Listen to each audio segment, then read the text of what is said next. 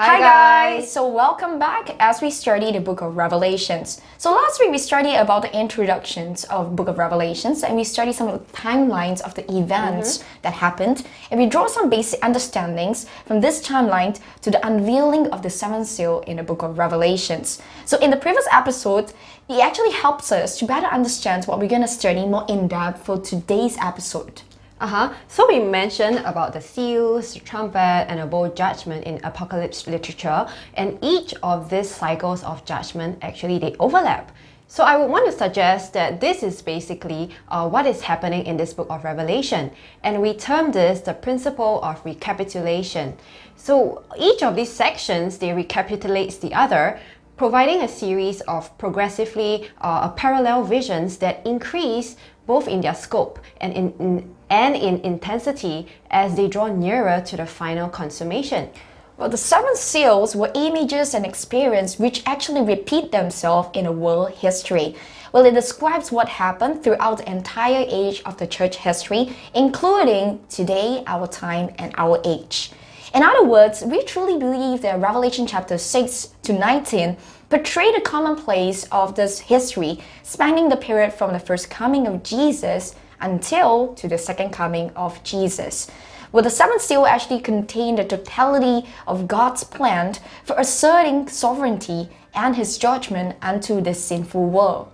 So in today's episode, we will be revealing the first of the seven seals. And how are we going to go about is that we will study it in two different perspectives. So first, we will go according to the biblical interpretations, and then next, we will revisit the history of the church recapitulated in the successive visions of John. And so let us first begin with a passage in Revelation chapter 6 verse 1 to 2. Revelation chapter 6 verse 1 to 2 says, "Now I saw when the Lamb opened one of the seal, and I heard one of the four living creatures saying with a voice like thunder, 'Come and see.' And I looked, and behold, a white horse. He who sat on it had a bow, and a crown was given to him. And he went out conquering and to conquer." So here says the Lamb opened. It actually refers to Jesus opening the seventh seal himself. Jesus used four horsemen to actually represent the first four seals that he opens from the scroll in his hand. And this will look more into detail on the first horseman for today's episodes. Right, so let us look closer as we interpret this verse using the scriptures. So just now as you have read this verse, actually who or what do we first envision when we see and hear of this white horse? Because although some of these symbols often are used to relate and to describe Jesus, but do not be deceived. Okay, because many Christians assume that this horseman is Jesus Christ because Christ also come on a white horse. And this we see in Revelation chapter 19, showing Jesus riding on a white horse at his second coming. With the careful examinations reveal very important distinctions. Christ is wearing many crowns at his return, not just one single crown, as worn by this first horseman. And instead of using a bow as a weapon, we see that Christ is brandishing a sword, which represents the word of God, with which he will strike the nations with it. And when you see this white horseman actually does is that you realize that he does look like Christ, but actually he isn't Christ at all. Right, so let us look deeper and refer to the original text. So this word crown in Revelation 6 is actually from this Greek word Stephanos, which has the meaning of receiving a prize from a public game, or is a symbol of honor from a battle or a competition, or a winning crown, but this is not the king's crown. While the writer in Revelation chapter 19, it wears many crowns, and these crowns comes from the Greek word diadamata. So it has the meaning of a badge of royalty. And although it's a little bit similar as the prize of a public game or symbol of honor, as we have read earlier, but this crown is more conspicuous and more elaborated than a simple crown that we have read earlier. So this person in Revelation 19 is clearly Jesus Christ, while the crown in Revelation 6 does not refer to him. So to better understand what this horseman actually represents, we're going to look at another key prophecy that Jesus gave during his ministry. So we're going to go back to Matthew chapter 24, verse 4 to 8, where we can see that Jesus gave 4 signs that has corresponded with the first 4 sealed in the book of Revelation chapter 6. And so here says that Jesus has revealed an overview of trends and conditions from the first century until to the end of the age. And so Jesus explained to his disciple as they asked for the signs of the end of time. The very first thing that Jesus said is this: "Take heed that no one deceive you, for many will come in my name saying that I am the Christ, and will deceive many." That's written in Matthew chapter 24, verse 4 to 5. But without this comparison, we may actually wrongly assume that this first horseman was Christ, and since he was pictured in what was referred just now in Revelation chapter 19, the one who is riding the white horse. Alright, so this white horseman also had a bow with him. So what does this bow represent? So if we refer back to the book of Ezekiel chapter 39, we see Gog, the king of Magog, invading Israel, and he used the bows and arrows as weapons to kill the people of God, which are the Israelites. So the bow and arrows here represents the killing of God's people. And what does this imply? It implies that the Antichrist will arise and masquerading itself as Christ to deceive and to kill the people of God. And as well, there's a Greek god, Apollyon. So Apollyon is often seen carrying a bow. And at that time, Rome was actually heavily influenced by the Greco-Roman culture. So the emperors then would emulate this Apollyon carrying the bow as well. So as we look further, we'll see this word conquering and to conquer. So what does it actually mean here? So the root word of conquering in Greek is called Decode. It's used in Revelations of the beast oppressing and persecuting the people of God. We can see the same root word actually appear in Revelation chapter 11 verse 7 and as well as Revelation chapter 13 verse 7 as well.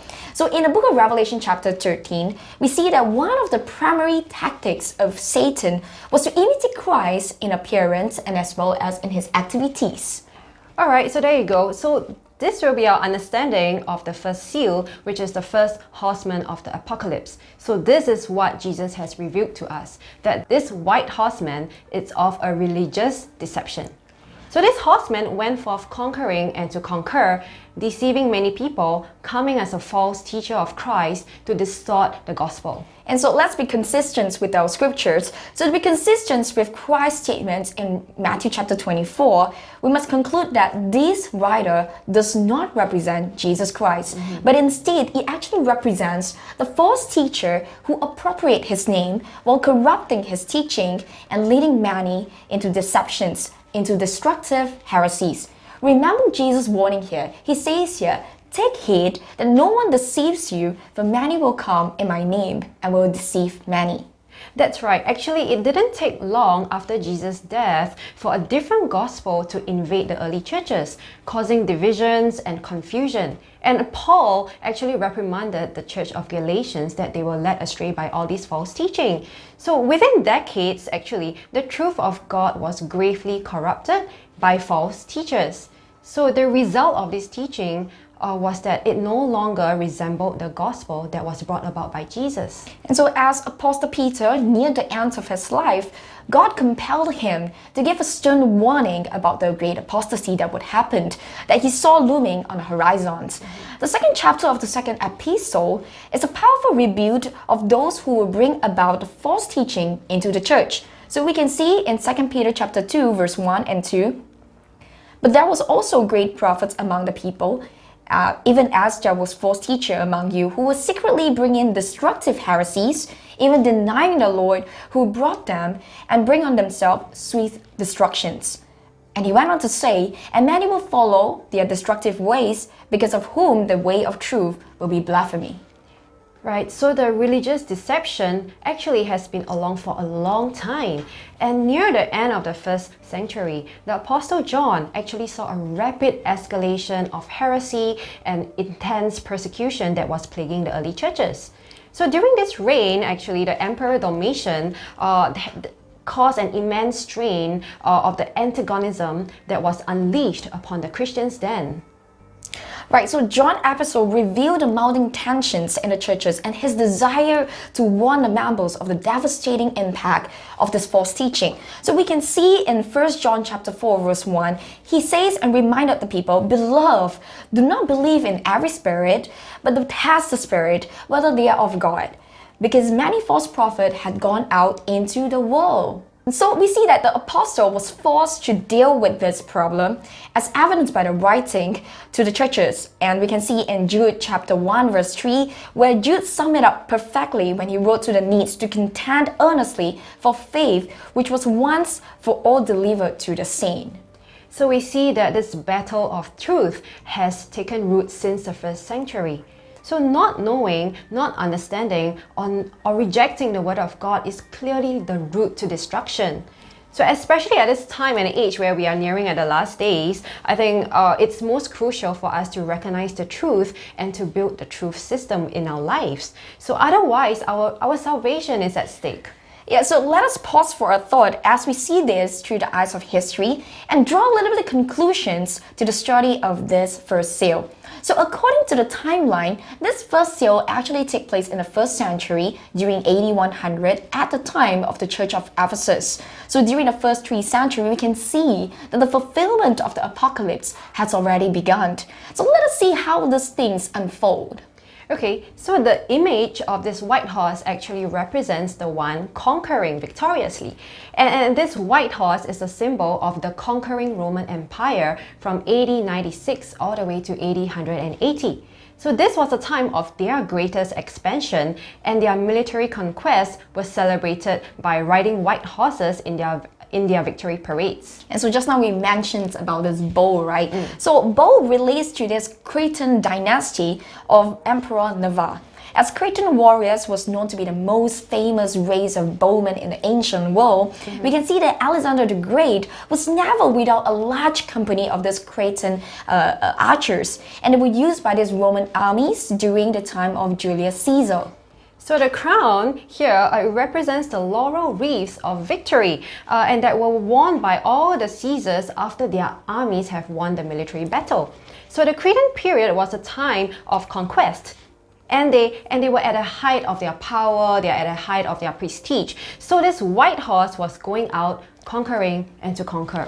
And so what actually took place during this period, or what significance or what implications that they have for the scriptures here? So by this white horse who sat on it had a bow, and a crown was given to him, and he went out conquering and to conquer. So first is that we understood this to be the Roman Empire. So God intended to reveal to John that the Roman emperor should yet continue to use their power against the church in the 1st century. So although persecution certainly exists during the apostle time in a sporadic burst, it increased dramatically from the 1st to the 2nd century. And so this period is generally known as the age of the persecuted church.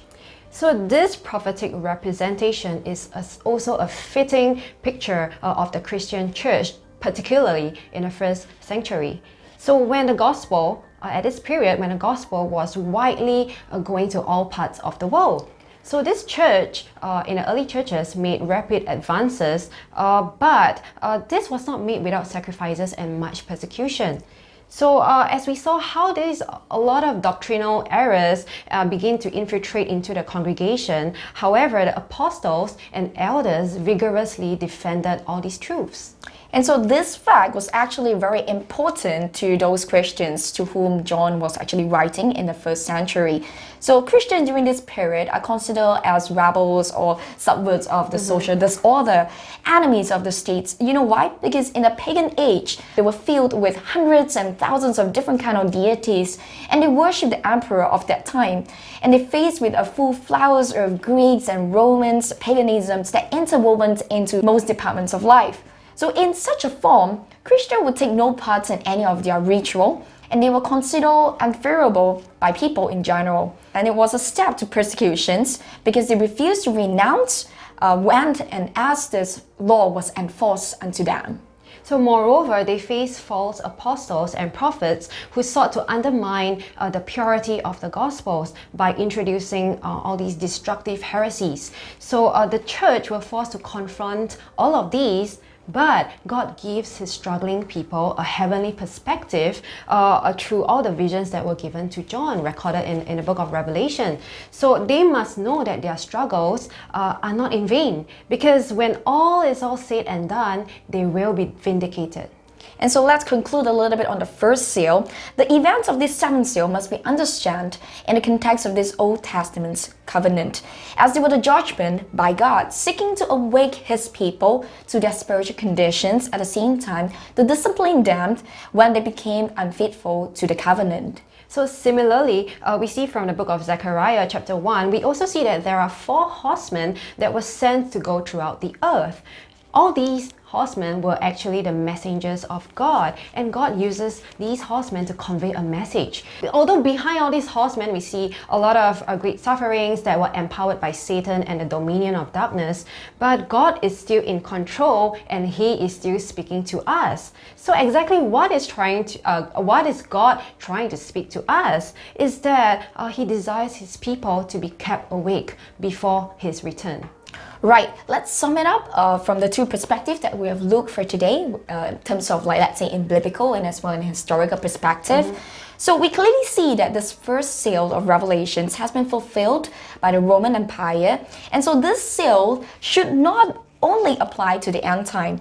So Christ's prophecy of this false prophet coming in his name and claiming that he is Christ to deceive many indeed came to pass. So as we look into the church history, it brings to light that the teaching and the practices of the counterfeit Christianity, having its systems of its own belief and practices fundamentally different from what the early churches actually believed and they taught. Yep. So actually many areas in the Bible, it warns us of this, and we see this in 2 Corinthians that is further elaborated about the false prophets and antichrist transforming themselves into the apostle of Christ, and even Satan himself transformed himself into the angel of light. So also in 1 John chapter 4, it shows how the spirit of antichrist is going out into the world today. Right. So the Apostle Paul also spoke of the end times deception in the book of 2 Thessalonians. So this prophecy of the man of sin will arise before Christ's return. So in Paul's day, actually, this opposition to the law and to the doctrine of God has already started. So what is he talking about here? So we find the descriptions of Satan's final attempt is to engineer a system based on his lying words of deceit, confusion, to infiltrate into the true church. His allure is to first lead the church astray by compromising with the worldly practices, and then lie and bring solutions, peaceful solutions to a world crisis where no one else could ever succeed. So this religion continues to be a great powerful force among other nations. So this great wave of religious distortion and its conspiracy with the worldly system like law, politics, and economics is moving continuously across the nations. And we see that in the churches right now. You know, they are filled with worldliness and they are distorted in their truth system, and they compromise. So this also happened in the early churches, as what we have covered earlier. So in line with the book of Revelations, towards the final events before Jesus' return, he said, "For false Christ and false prophet will rise and show great signs and wonders to deceive, if even possible, even the elect." So even the elect, these people who keep the covenants, who keep the commandments of God, and even the testimony of Jesus Christ, will also be prone to these great deceptions that is here. So the ride of this first horseman represents false religion, represents a great deception, and represents the persecution of towards the true believers of Christ. So this will greatly impact the nation in these last days. So this marks actually the expansion of a great religious movement that will be unparalleled. So isn't it very interesting that we are now examining the threats of the past persecution that formed this basis, because in this generation, our generation will not be exempted from this repeat of the history. So Christ spoke of this false religion as a precursor to wars and rumors of wars. Now the second seal of this rider on this red horse is described as taking peace from the earth. Well, religious strife has often become the cause of war in our days. So we will see the connection between the two as we unfold the ride to the next horseman.